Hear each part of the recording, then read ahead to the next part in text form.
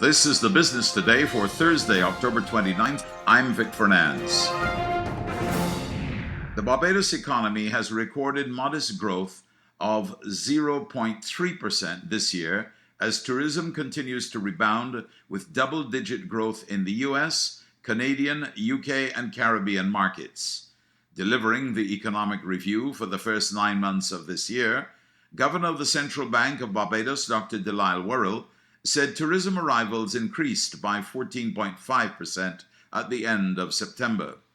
He's expecting the sector's performance to remain strong, and he says cruise tourism is in for a major boost with an expansion in home porting services at the Bridgetown port on the horizon. However, construction activity fell short of expectations, and the spillover effects to the retail and domestic services sectors were muted, resulting in growth of 0.3% for the year so far. Average unemployment over the first half of the year was 12%, and inflation, which is mainly imported, fell to 0.8% in the 12 months ending July. While tourism is thriving, Dr. Worrell is reporting that another key sector, the rum industry, was experiencing mixed results. Rum producers have had some success in expanding their production of high value-added branded rum, which is aged, blended, bottled, and packaged in Barbados for export. Sales of such products continued to increase to August 2015, even as sales declined for bulk rum, which has struggled to remain competitive with over-subsidized products from the U.S. Virgin Islands and Puerto Rico. The Barbados Tourism Investment Incorporated is looking at innovative ways to lure even more travelers. Word of this from Chief Executive Officer Stuart Lane, who says his department is looking at enhancing the visitor's experience through heritage tourism.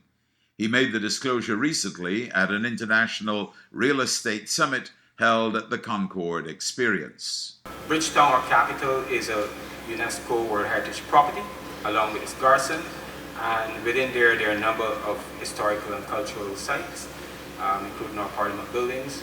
And basically what we are doing now is we are building out our capabilities in that respect and ensuring that we can expand our experiences for guests, our clients, our visitors, in terms of these World Heritage property and the buildings within that property.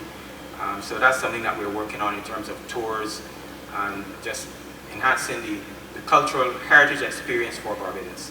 Mr. Lane also revealed that the BTI is mulling over the idea of developing 2 islands off Barbados to boost the tourism product. We want to put 2 islands off of our land.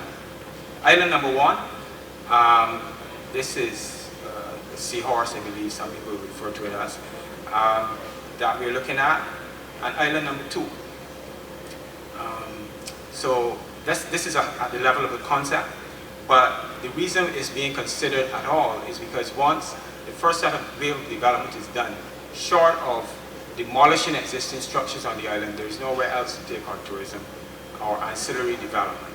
And therefore, that's why we have to consider this approach to our development as we try to move our tourism industry forward. No business or sector is immune to risk.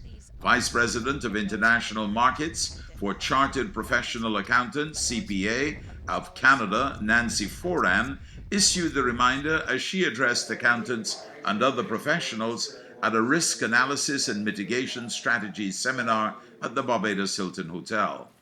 She also urged business operators and government officials to put the necessary systems in place to help them identify and manage risks while remaining transparent. She stressed that local business owners must not become complacent. Look at some sectors that we never thought were vulnerable in the past. Look at Enron, look at WorldCom. Who would have ever expected that?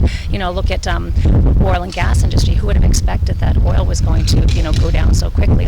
All of these industries that we always thought were very much protected are not. Government's no different. Everybody always used to think the government's solid, it's strong, it has a strong tax base. Not always the case. What happens if you have a global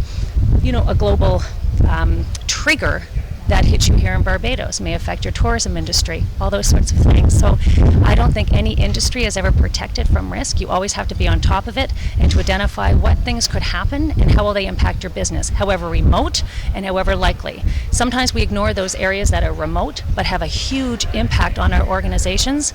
You can't do that. Now for today's financial tip. When planning to operate a corporate entity, be sure to create the right legal structure. This will help you avoid legal problems and save thousands of dollars. That's been the Business Today. Join us again on Tuesday. Until then, you can get more business and news by logging on to www.barbadostoday.bb, subscribing to our e-paper, and liking us on Facebook. I'm Vic Fernandez.